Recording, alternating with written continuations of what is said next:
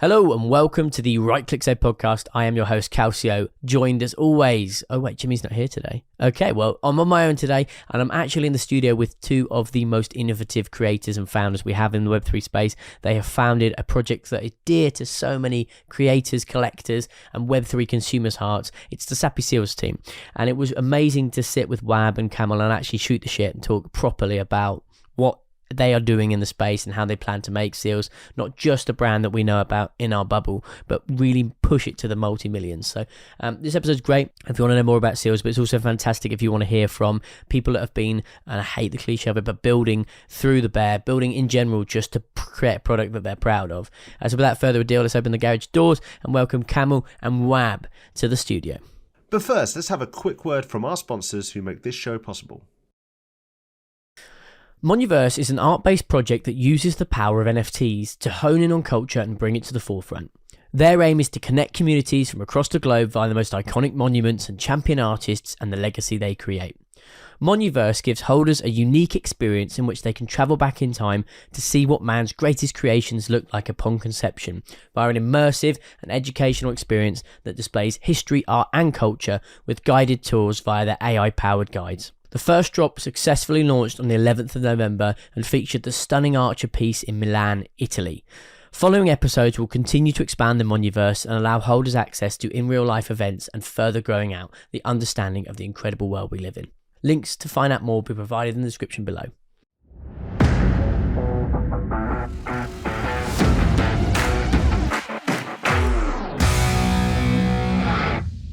Well, joining me today are two of Web3's most renowned founders. I think the guys have worked together quite closely on Sappy Seals and, of course, Pixelverse and built one of the most cowardly followings on Twitter that we know. It's Wab, and Camel. How are you guys today? You good? Doing good. Yeah, thanks for having us. It's been a little bit of time in the making, but as I said, it's a pleasure to have you on Right Click Save. We've wanted to do it for quite a while. We finally get to animate some seals, which is really exciting as well. I wanted to roll it back a little bit though and just get straight into the kind of origin story of how you guys met and how the Seals brand was created, because I know originally it was Wab and then you guys came together. How did that actually start? Yeah, it's an interesting story.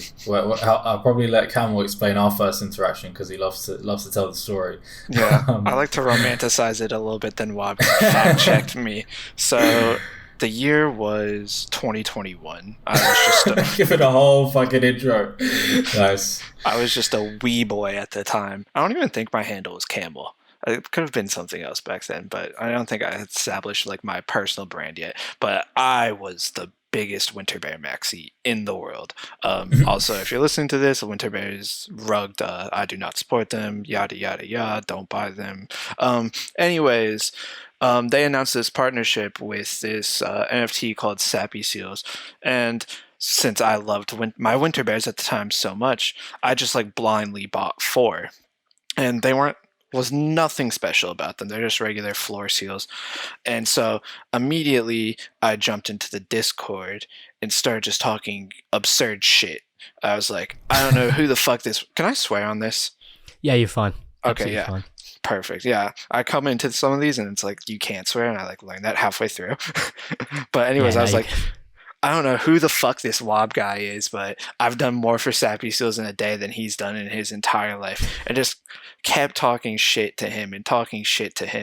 And then eventually, like, he started, like, giving it back a little bit. And no one had ever really done that before. No, like, project founders giving, like, holders the time of day. I was like, this is interesting. Might as well stick around. So I was like, well, if I'm going to stick around, might as well buy a more personable seal. There were a few on the market, and I found my iconic PFP for like half an ETH. Bought that one, and then I guess the rest is history. You picked pretty much one of the worst seals in the collection. Like, people I mean, only you like literally it have a floor seal. You literally have a floor seal. Actually, I had a rare. I had a skeleton seal, but personal brand, and I got to carry the cuteness of the seals. I had to scrap that. I got the same one without the skeleton. The purple hoodie and the antlers are iconic. But yeah, like what he's saying is mostly true. He was hard to hate. That was the thing, right? Like, he was just this random dude that was irritating in the Discord, and I hit him back a couple times, and he took it well, and so we thought, okay, well, I kind of like this guy. And that's basically how we first got in touch. That's one of the biggest things I've noticed, though, is that a lot of Web3 brands pivot really quickly. So obviously, goes without saying, you weren't originally part of the Sappy Seals strategy, right? No. And to be able to bring on someone who's then become as iconic as you have to a brand, I think that's testament to both of you. Why Seals, though? What was the original? Was it as simple as you just went through the roulette web of going, well, we need an animal? Or was there a reason behind it? Was a little bit more? Yeah, so it was a bunch of reasons. We were actually deciding between, which one we wanted to choose, because back then there was a lot of random animals. Like, that was the trend, and that's what like everyone thought NFTs were, right? It's like you got your pudgy penguins, you got your bored apes, you got your gutter cats. Like, that was the whole shtick. And we really liked the cuteness of pudgy penguins in particular, right? And I think cuter things are just more widely appealing. So my mate just started drawing them. He sketched a bunch of different animals. We liked the seals, and it sort of went from there. I think my PFP on Discord was seals was a little baby seal for about 5 years. So I'm guessing that probably played a factor into into our decision. But that was sort of that. Like, it was kind of just like a collection between friends. Like, we just launched it because we wanted to, like, just for fun. Like, back then there wasn't really any purpose to NFTs. There wasn't really any long-term vision. It was just sort of, here's your NFT, and people just start trading it. That was that. But obviously, as you say, we've pivoted we've gone a long way since the beginnings. Because that was literally the way the NFTs worked. It's mental that people, it's like literally a year ago, but people will be listening to this and not have experienced how that was literally it, right? You just had people going, right, cool, we're going to have, no, not shit on it, but Lazy Lions, right, came out and they were just lions. That was it, right? And then it was like Crypto Dads came out, they literally just bald dads, right? And everyone just did this cycle of dropping essentially just animals or people or whatever, and that was a profile picture. For you, though, because I know you mentioned that it was just a group of friends, launched a brand and went from there. How did you get into Web3? What is the TDLR on you jumping into Web3? So basically, back in was it December 2020? Like, that was when the bull run started kicking off, like, big time. Yeah. One of my mates, I was quite broke. I had my job and whatnot, my internships and stuff. But my friend never really worked a day in his life.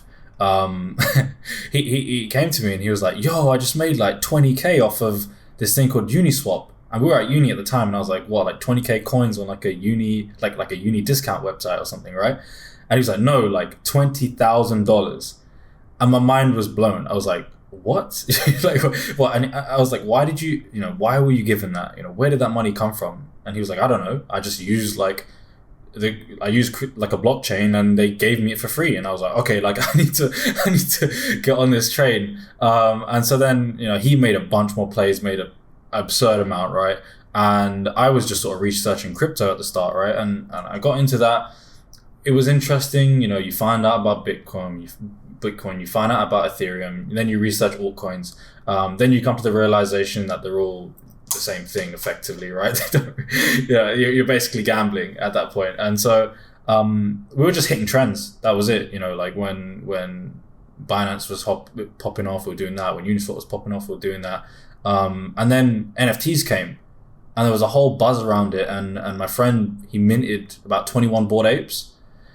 And about 21. Fuck me, it's gone alright, isn't it? Yeah. It's a gold monkey as well. And I was blown away. I was like, what? He came to me one night. He was drunk. He was like, "Yo, I'm minting these bored apes," and I minted them, and then they're worth like, 5K each. Yeah. Or like 5 ETH or whatever the number was, right? And I was like, wait, okay, like I know you hit gold with the Uniswap thing. I know you hit gold with some of the crypto plays, but like this, it doesn't make any sense. It doesn't make any sense. But then I just saw there was a massive gold rush, so I just started flipping NFTs. I got in, got really involved in 24px. I'm not sure if any of you guys are really familiar with that, but it was like the first decentralized NFT, and there was a whole community building around it, and I thought that was pretty dope, right? Like, you got a group of like decentralized people coming together to try and make something, and that was just super inspiring. And so then I thought, fuck it, like if these guys can do it, then we can do it. And that's sort of where it began. So that seems to again be a lot of people's kind of common story, that they hear of someone making a bit of money, bit of cheddar, whatever, and then they go, That's interesting. What was it for you, Camel, that kind of drew you in? Because I know we jumped a bit for you to the fact you're Winter Bears maxi, then you become a Seals maxi, right? So there's a lot of maxing from you. But apart from that, what was the kind of lead in for you? Was it similar or completely different? Yeah, I mean, it was kind of similar. So the year was 2019, I think, and I was in college. Just, I've actually failed out of marketing school, so I was pursuing a degree in something else. I met one of my really good friends now, and we were skiing, right? And so we're on this ski lift, and he pulls out his phone on the middle of the ski lift. It's like snowing outside, so I was like, what the fuck is this guy doing? And so then he pulls out this Nike sneakers app, and he's like, yo, like, you should like download the app and like try to buy these sneakers, because like you can flip them for like $50. And I was like, $50? That can buy me a lot of beer. So obviously I do it, right? And so that's like how our friendship started. And then he had me to this like group chat with like 12 other guys that quickly became some of my closest friends. We're all flipping sneakers and whatnot. Fast forward to was it late 2020, early 21? I don't remember the exact time, but same guy, he texts me. It's like during the middle of the pandemic. He's like, yo guys, I flipped this picture of a flamingo for $2,000. And so obviously the first reaction of everybody was to clown him. Like, that was the dumbest shit in the world. Who the fuck is flipping pictures of flamingos for $2,000? It doesn't make any sense.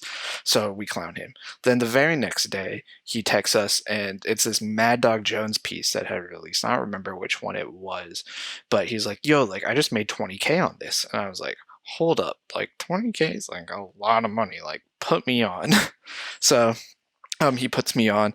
We're flipping nifty gateway drops for a little bit, making some, I mean, it's like decent money. And so then we get into NBA Top Shot. So that was good too. That was fun during that run.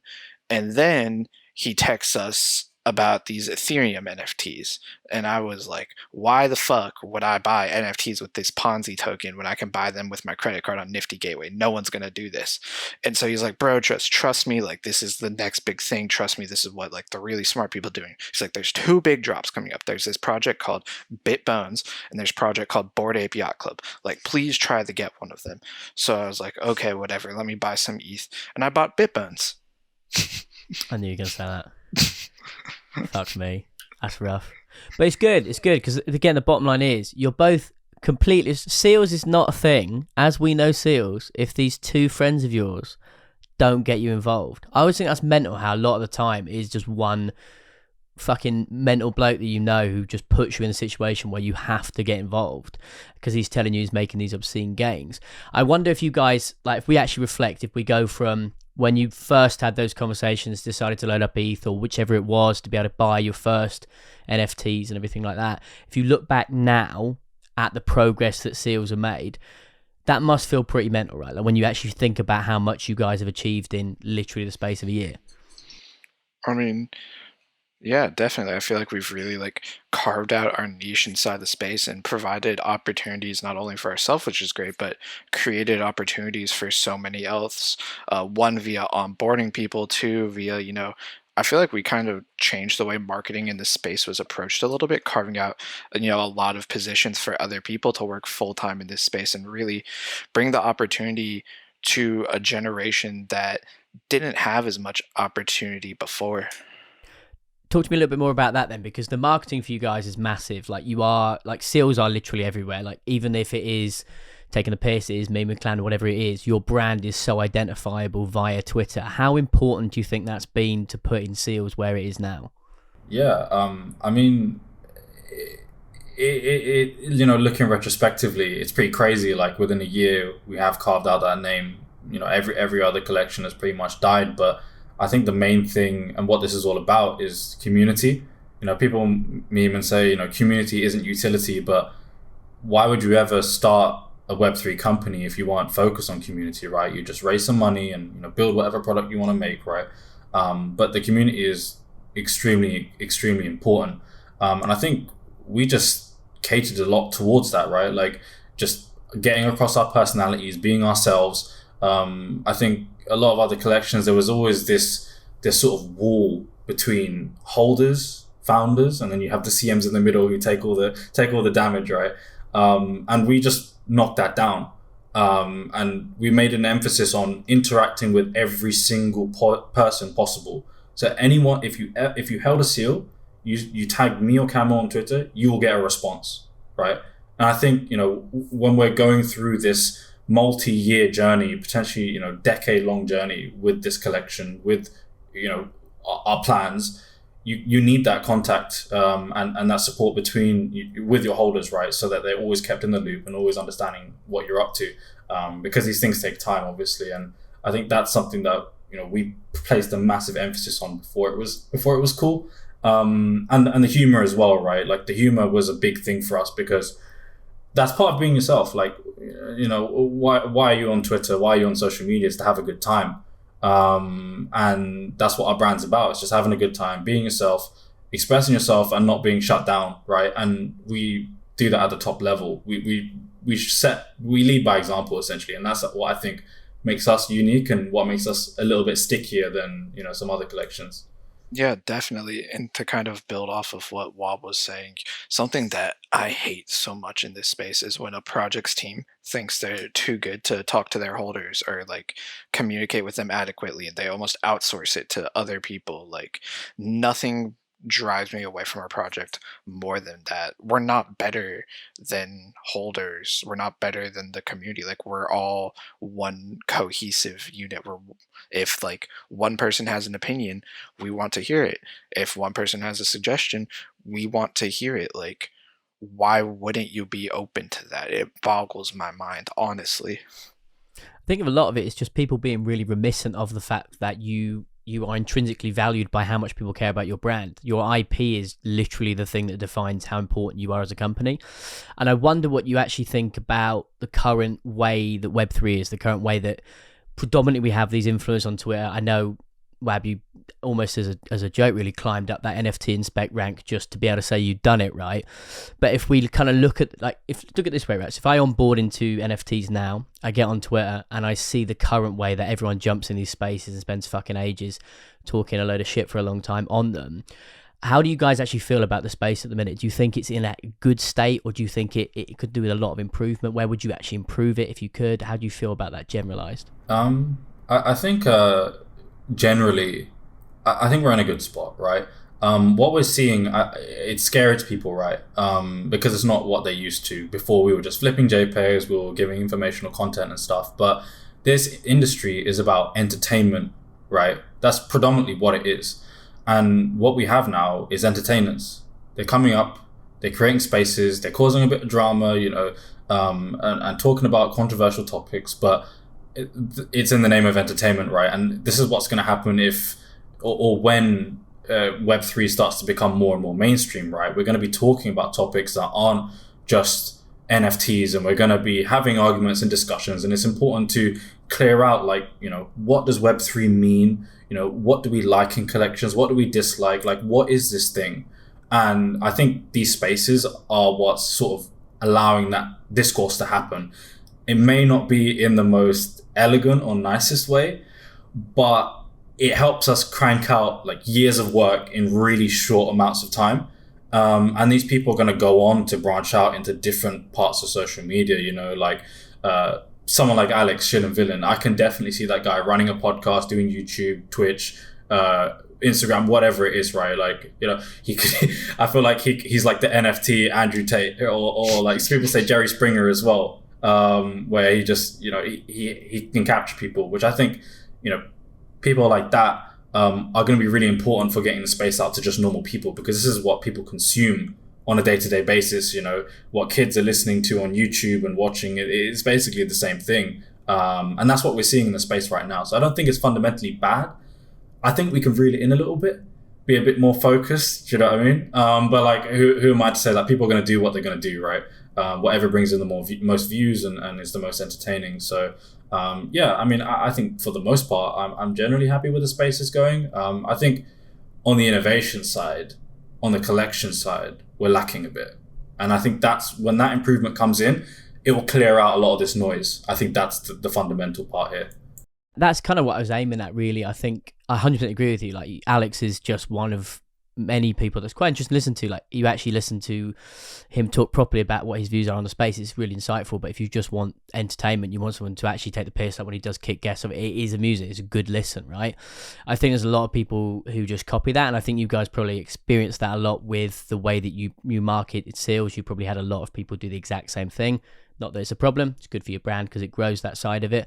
How do you see things like Pixelverse though at the minute fitting in with the current NFT meta? Do you think that the way you originally marketed that, the original way you wanted that product to go, do you think it still fits in with the way that NFTs are functioning now? I think that is a very interesting example. And it's funny you asked that because the way we plan on approaching marketing Pixelverse, as it rolls out, is not going to be traditional NFT because we want to grow outside of this space and be a project that is rooted in Web3, but isn't viewed as a Web3 brand. Like we look at Reddit with how they're using the verbiage digital collectibles now. That right there has changed the entire market sentiment in the entire way, 3 million people view NFTs now. And I mean, the way we plan on rolling it out, we aim to disrupt as well, change the narrative, change the semantics, because I mean, in our eyes, there really isn't a comparable product. So we really have the freedom to roll it out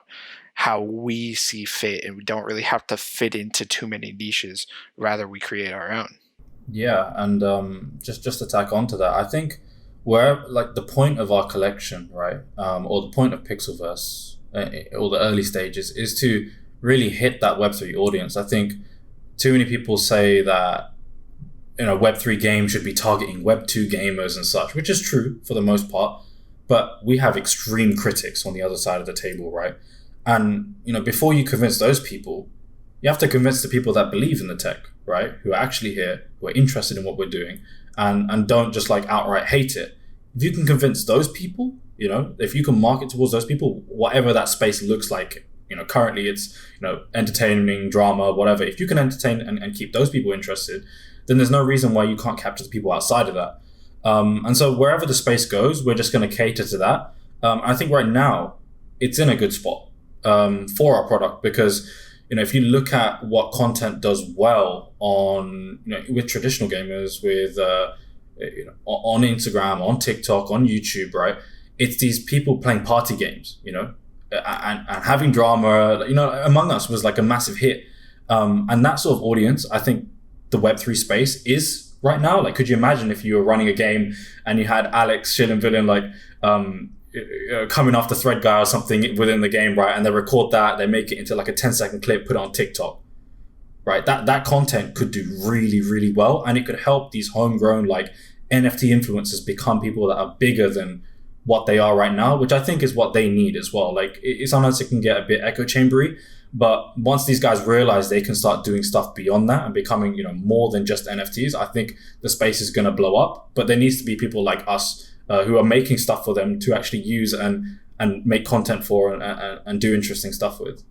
It's definitely a great point. Like when you say it like that and make it as simple as that, i.e. there is still a huge amount of people present in the space who are interested in NFTs. They don't need any onboarding. They don't need to learn how to buy something or to engage with stuff. They already know who the biggest names in the space are because they've been here for X amount of time. That audience is still more than big enough. There's still more than enough funds there to actually push a project forward. And I think it's really interesting that you guys have actually looked at it that way instead of needing a huge VC raise or trying to find something outside of the existent, I hate the phrase Web3, but the Web3 echo chamber we're in perhaps. How do you guys feel about Seals though as a brand? So if we look at the fundamentals of what you have now, are there any big things that you want to make sure you do in the very near future to ensure that you keep growing? Yeah, so we're trying to position the brand to hit normal channels, right? Instagram, TikTok, whatever. And in fact, like creating content like that while still sort of marketing and staying on brand is like extremely difficult. And I don't think people realize, like, even blowing up off of just creating normal content that you want to do as a person is difficult, right? And now doing that for a brand as well, like you have to somehow mix in your own personality, mix in the brand, make it not shilly or, too intense, and then push that out there. And the way you can do that is through viral trends and stuff that don't necessarily involve you, but get people excited and doing stuff. And so we are constantly trying to brainstorm methods of doing that. But I think the main thing is you don't want to do it wrong.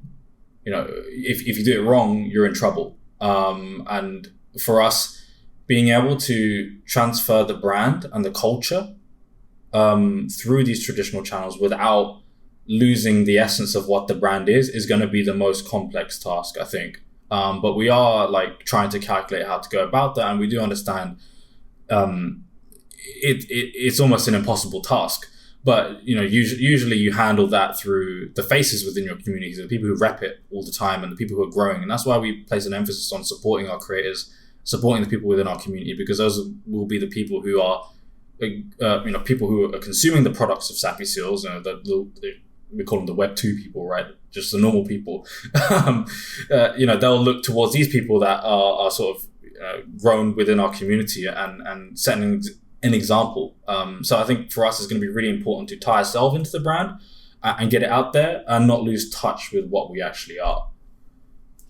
Because Luca Nett speaks a lot about this, right? The guy who owns Pudgy Penguins, about how he dropped NFT from a lot of the way he marketed his brand, and that he wanted to obviously make it so that it was appealing to that bigger Web 2 audience per se. But I guess your massive conflict of interest with following suit there is that, yes, that does work, or should work in theory, or at least lend to that Web 2 audience. But you guys obviously want to still really attain to being a Web 3 brand, still capturing the people that are already here. Have you found that really quite hard to balance, or has it been something that as you've experienced trying to make that transition and actually grow the brand out to being more than just here are 10,000 profile pictures of seals, has it been something which has actually been quite natural for you guys to actually work on?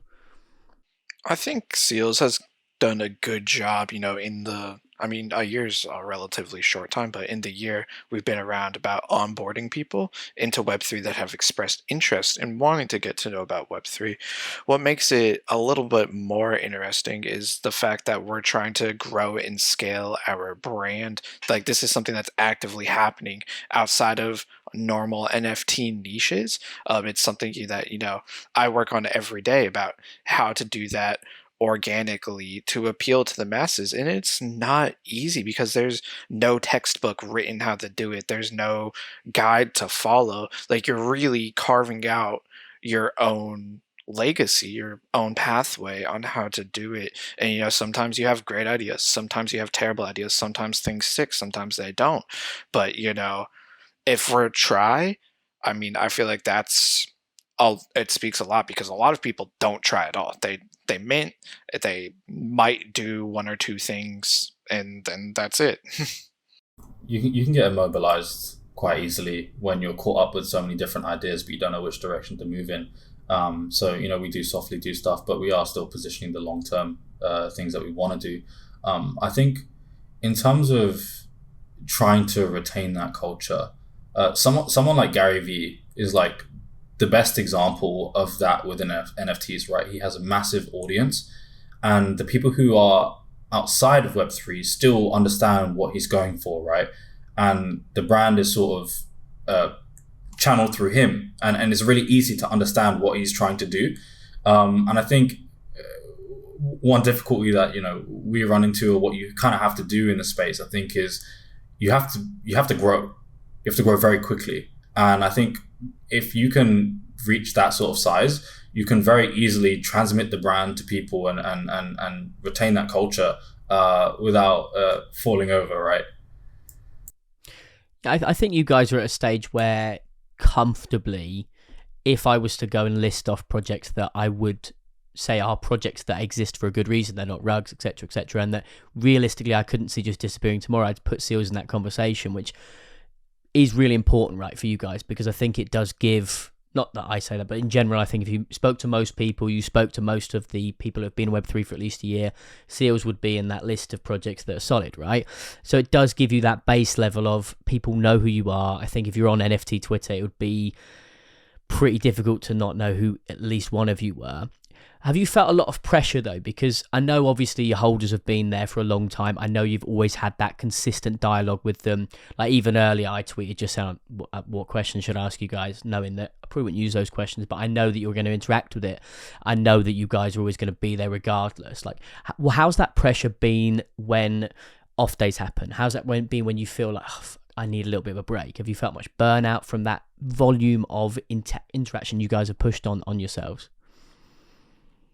I mean, it does suck sometimes. Like sometimes, like days aren't good. Sometimes bad things do happen, whether it be market sentiment, narratives, whatever. Like, I mean, everyone is a human back here, and so it does kind of suck sometimes. But at the same time, like we all work together to build something that's bigger than any one person, and we can come back and have the staying power to get through anything. And I mean, on the team side, setting firm boundaries with, I mean, it is work. Like, unfortunately, like it sounds like bad to say almost, but like it is technically our job to do this. So having firm boundaries to avoid that burnout so you can show up every day and, be who you need to be in this space is really important to, longevity. Yeah, I think I put out a tweet the other day, sort of trying to signal to people that founders are normal humans. I know it's hard to believe sometimes, and there's a lot of expectation,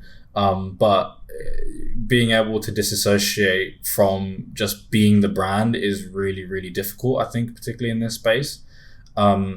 Sometimes people are upset about the collection or where it's going. They don't see it as a company, right? They see it as like a person, and then it's like it's not I don't like how the team is operating. It's like, oh, fuck what, or like, do you know what I mean? Like that's what it becomes, and it becomes very personal, and so I think it does take a toll. You just have to learn that. I'm starting to learn this now, as well as I start to increase in size as well and start hitting people. Like, people take note of my tweets who aren't even within Web3, right? And so if you, like, everyone has their opinion and you can't change everyone's mind. If you're a people pleaser, it works up to a certain level, and then past that, there's not much more you can do. And you just have to realize that there's always going to be people who dislike you or how you operate, right? Even if you're talking about the fundamental premise of, like, I don't know. So I think, like, I don't know, abortion is something that isn't that controversial. But then you have someone on the other side of the debate who's massively opinionated on it. Yeah, and it's like, that's something that I think is like normal, right? It's not controversial. But then you always have someone on the other side of the debate, and you can imagine when it gets really complex with these collections, with money involved, with the anti-NFT hate, like, it's a lot. And I think you have to sometimes detach a bit and realize, okay, these people, they don't hate me, they hate the character, right? And take a step back. And that's fine. Like, people can dislike you. I think that's one thing that you just always need to remind yourself of. Like, it's okay for people to disagree and dislike you. You guys put yourself in a massive position. That's why I wanted to highlight a lot, because the bottom line is that whether or not you think it's the right approach or not, the founders that do hide don't get anywhere near as much exposure to the problem you've just talked about. Even if you have really thick skin, even if you set your brand up and it's been successful off the back of continual interaction, putting yourself in a position where now people will expect that, like, they will expect that reply or retweet or whatever it is, that reply to a DM, whatever X, Y, and Z is in that model, you do expose yourself to people being cross when it doesn't happen. Do you feel like you were prepared for the sheer volume of attention, interest? Like, if you guys wanted to take VC on, you could get it very comfortably. Do you think you were prepared for how big it's gone? I mean, yeah, I can go. I mean, I've always had full faith in this brand. It's why, I spent thousands of dollars on seals before I was even part of the team. So, I mean, like, I've been here for a hot minute. I'm not, motivated because I founded the project. I'm motivated because I just, like, love it. And I mean, it's turned into so much more. I mean, I don't really think, at first I didn't really think about, too much about how much it would scale, more along the lines of what we can do today to be a little bit bigger and better than yesterday. Like, obviously the goal is to be a worldwide brand, but I mean, things change every single day, and it's so hard to plan for what's going to happen a week from now, a month from now, a year from now. I mean, this whole Reddit thing has completely changed the way marketing has been viewed this week. Before that, like, Twitter Spaces, that completely changed the sentiment there, and like, there's no way to be prepared for that. So I think it's like improvise and adapt. that's what you have to do. I mean, it's all improv. Unless like I'm in meetings that I've been working on scheduling for weeks, the marketing is all improv. If it works, it works, and I'll beat it to death until it doesn't work anymore. And if it doesn't, then we'll go on to the next thing. Yeah, I think on our team we have a lot of really, really ambitious people, and so expecting to climb up to the size, where you start getting a heavy criticism and you get people not liking you and whatnot. Like, it was expected, and I think we take that as like a personal challenge. I think, like things that or issues with the space, right? How people hate NFTs. Like, as a team, we take that as like a personal responsibility, and like, how do we solve this problem for everyone? And realize that, if you want to hit the masses, if you want to hit the mainstream, we're going to have to solve these problems. And, we enjoy that process. We enjoy the criticism. We enjoy trying to figure out how to make this a real thing that people just generally in the world enjoy. So that's always been an expectation for us, I think. You never know until you're in that position, right? But you just got to hope that you're prepared when the time comes. And I think, we've at least tried our best to cater towards, the new people that are interacting with us. Yeah, I think that's been the biggest thing for me with Seals, that you guys have been fairly consistent with being really open with your audience and making sure that they are fully aware that you guys are working on doing something progressive. I'm conscious of your time as well, Camel, so we'll probably look to wrap up in a second. But before we do, I wanted to kind of end on what's going to be next for Seals. And I understand that's a really broad question, and I appreciate there's going to be lots of things that you can't talk about, lots of things you are working on. But for your holders that have listened this far and that are really interested in knowing the direction of the brand, what can we expect to see in the near months from Seals? And again, not talking about the art, not talking about any massive alpha drop. You don't want to do nothing like that. Just generally speaking, are we going to see more of the same or a complete different direction coming up? I think the next month is fairly exciting. Wab, just feel free to scream over me if I get a little too spicy on what I'm saying, or we can just edit it out. That's the great thing about recording these. So I think our IP is in a happy place to, really roll out. It's so close to being in a happy place to roll out some form of rights to holders. Because in our eyes, broad IP is almost dangerous to the NFT space. Like, God forbid, someone like the next Adolf Hitler buys an ape and like starts to incorporate that in his brand, has broad IP rights to it. Guess what? There's nothing you can do about that because that is the precedent you set. So we're approaching it a little bit differently. So our holders will still be able to license and whatnot. It'll just be better for brand safety and honestly better for the holders in our eyes that way, because if someone tanks the value of your brand, you're kind of screwed by association. Yeah, I think the IP thing is something that Camel has really been looking forward to. I think just generally building out the IP is something that we're working towards, and I'm looking at ways of, I think I mentioned it, but trying to create trends or trying to really break out and hit just like normal influencers and normal people that are big in the world that want to or are interested in our brand. I think that's making content with people like that is something that I really want to do. So that is in the works. On the Pixelverse side, I don't know how much I can say, but obviously people have been looking forward to like alpha release and stuff, and I can understand the frustration. We're in a tricky spot. It's almost like we chose the hardest path, but it's the one that will pay off in the long run. Like, we could have created an ARPG, right, or something that's hack and slash, and it would have been easy to pump out stuff and get it out there, right? Because the fundamental premise is you hit something and you have fun doing that. And if something's wrong with that, if the attack animation's off, or if you can amend that, but you can at first glance see, okay, this is what the game is. With us, we've taken the turn-based approach, which is obviously way better for hitting mobile gamers and hitting the masses, because you can play it wherever you want and it's easy. If you have a bad connection, you can still play it. If you're on mobile, whatnot. And so we've taken that path, and when it comes to turn-based games with game balancing, sometimes your game can feel off, but you're one feature away, right, from completing the system. And we're just in that process where we're like changing features, altering stuff to make sure that we get the image and the version of what we want out correctly. And we're doing that process right now. And I think soon, obviously we'll start having people coming in for testing and such.